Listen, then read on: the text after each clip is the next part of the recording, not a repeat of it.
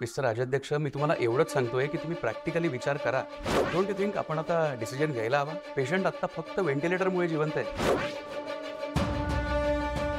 एक आजी होती, तुझ्या तोंडावर मास लागलेला, ते डॉक्टर काकांनी काढला आणि ते पकडून गेले.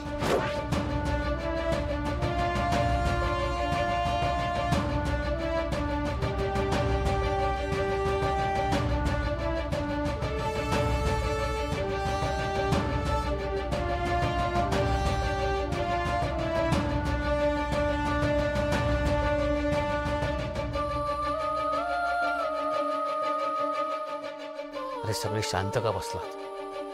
कुणीतरी काहीतरी बोला, आपल्याला निर्णय घ्यावा लागेल. मित्र अद्वैत, मान्य आहे, हा निर्णय कठीण आहे, पण तुम्ही काय विचार केलाय? यात विचार काय करायचा बाबा? जे गेली 7 वर्ष आपण केलं नाही ते आताही करायचं नाही.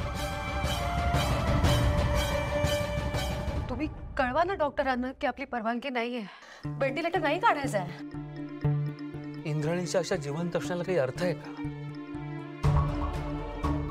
जोपर्यंत व्हेंटिलेटर चालू आहे तोपर्यंत ते जिवंत आहेत. पण जिवंत आहेत ना बाबा, तीच खूप महत्वाची गोष्ट आहे. आणि त्या लढतायत. जर त्या लढतायत तर मग आपण त्यांचं आयुष्य संपवणारे कोण आहोत? तसं नाहीये नेत्रा.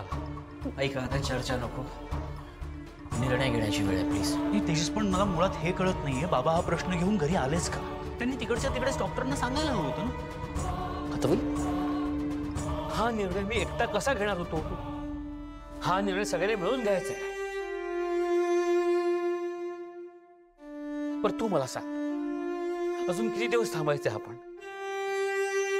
बाबा, पण इतकं सोपं आहे का हे सगळं?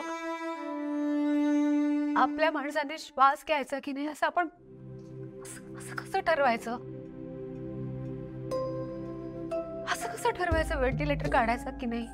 नेत्रा, मला त्रास होत नसेल का ग? जरी इंद्राणी माझी सावत्र बहीण असली तरी त्यांच्याबद्दल मला आपुलकी वाटते, तुला माहिती आहे. पण 7 वर्ष झाली नेत्रा, त्यांना होणारा हा त्रास आपण नाही बघू शकत, नाही सहन करू शकत.